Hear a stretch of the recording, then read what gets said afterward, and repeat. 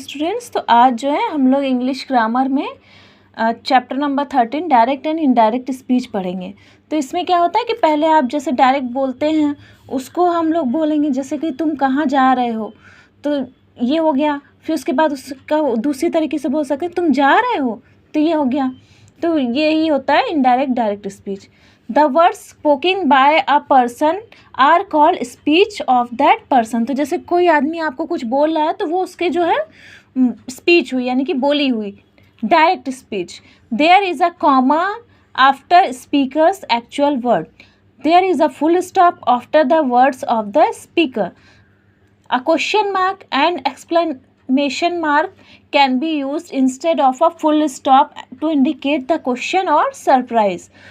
Quotation mark open before the actual words of the speaker and close after the comma or any other punctuation at the end of the dialogue. तो क्या होता है direct speech में, सबसे पहले हम comma लगाते हैं। जैसे जो स्पीकर बोल रहा है उसके बाद जो सीमा, जैसे कोई भी स्पीकर हुआ उसका नेम होगा और ये कहा उसने, फिर कॉमा लग जाएगा। तो इससे पता चलेगा कि उसके एक्चुअल वर्ड्स कहाँ से शुरू हुए, उसने क्या बोला।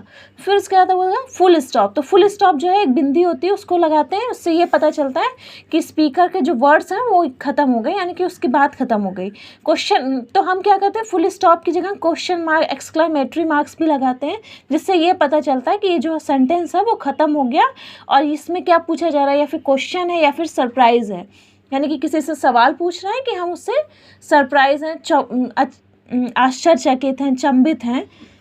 कोटेशन, तो जैसे कोई कोटेशन होता है तो उसमें सबसे पहले क्या करते हैं, ये डबल कॉमा करके ओपन करते हैं। फिर उसके बाद उसको जब कोटेशन ख़त्म हो जाता है, सेंटेंस ख़त्म हो जाता है, तो उसको कंप्लीट करने के लिए, क्लोज करने के लिए भी कोटेशन मार्क लगाते हैं।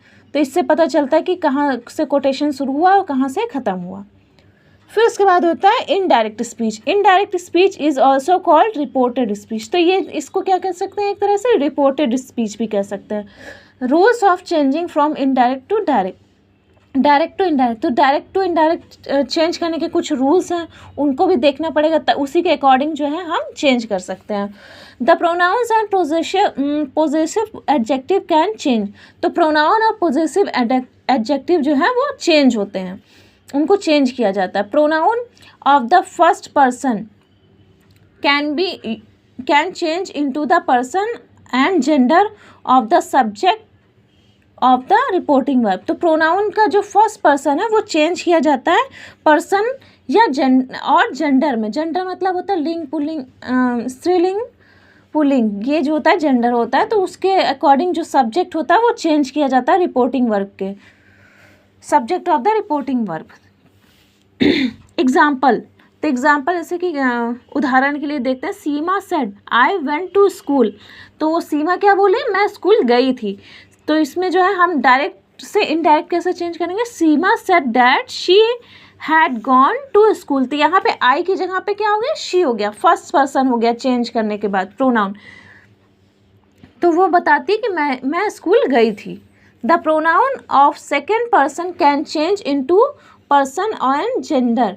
तो ये जो है चेंज कहाँ से हो गया, जेंडर में चेंज हो गया कि नहीं, ही शी लग गया। अगर यहाँ पे अगर कोई मेल होता तो यहाँ पे ही लग जाता, और यहाँ आई की जगह पे क्या हो गया, शी हो गया। Of the object of the reporting verb. तो जो रिपोर्टिंग वर्ब है उसका जो है सेकेंड पर्सन में चेंज हो जाता है, जेंडर भी और पर्सन तो वही रहता है, बस मेल फीमेल रहता है, तो उसके अकॉर्डिंग ही और शी लग जाता है। Example, Seema said to us you should help me. तो ये क्या हुआ, डायरेक्ट में है। तो वो कहती है कि तुम्हें मुझे हेल्प करनी चाहिए, किसी को बोल रही है। तो सीमा सेड टू अस की जगह क्या हो जाएगा, टोल्ड अस। दैट यू की जगह पे चेंज हो जाएगा, वी हो जाएगा। शुड हेल्प हर, तो उसको हेल्प करनी चाहिए तो हर आ जाएगा, क्योंकि इनडायरेक्ट में चेंज हो जाता है। The pronounce of third person do not change. तो प्रोनाउन नहीं चेंज होगा थर्ड पर्सन का, और सारी चीज़ें चेंज हो जाएंगी। Example said, Seema said that they are my neighbours. तो ये डायरेक्ट है, तो इसको इनडायरेक्ट में कैसे चेंज करेंगे, सीमा सेड दैट दे वर, यहाँ पे आर की जगह क्या हो गया, वर हो गया, हर नेबर्स, तो वो उसके नेबर्स थे। माई की जगह पे चेंज करेंगे तो हर हो जाएगा। यहाँ पे भी मी की जगह पे क्या हो गया, हर हो गया। If the reporting verb is in simple present states a fact और हैबिट इन सिंपल प्रेजेंट और is in simple future tense, the tense of the reported speech do not change. तो क्या होता है कि अगर सिंपल प्रेजेंट में है या फिर सिंपल प्रेजेंट फ्यूचर टेंस में है, सिंपल फ्यूचर टेंस में है, तो उसका टेंस जो है रिपोर्टेड स्पीच का नहीं चेंज होगा, सेम एज इट इज़ लिख देंगे जो भी होगा। Thank you.